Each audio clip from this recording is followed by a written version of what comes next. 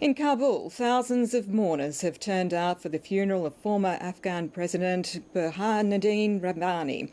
The chairman of Afghanistan's High Peace Council was assassinated earlier this week by a suicide bomber with explosives hidden in his turban.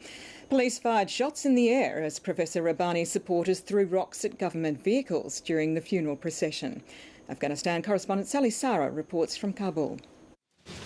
The funeral began with ceremony and reflection as high-ranking officials gathered at the presidential palace.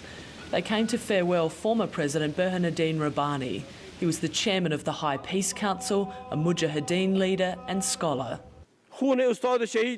The cost of His Excellency's blood and the sacrifices of many others obligates us to continue our struggle in reaching peace and stability. When the procession moved out of the palace and towards the people, the atmosphere changed. It was a volatile mix of grief and anger. Supporters of the former president believe the government failed to protect him.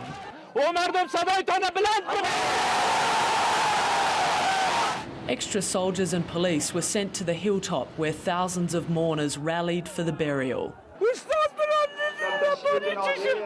Professor Rabbani's followers carried him through chaotic crowds as people surged forward trying to touch the coffin.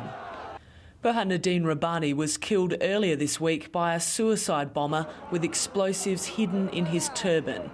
The attacker claimed to be a messenger from the Taliban seeking peace talks, but it was a deadly trick.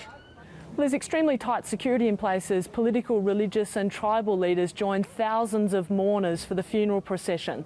There are not only fears of a possible attack today, but many Afghans worry that the peace process has been severely damaged after the assassination of Professor Rabbani. Some Afghans believe the attack was planned across the border by Pakistani terrorists. Our message is for Pakistan that don't annoy Afghans people.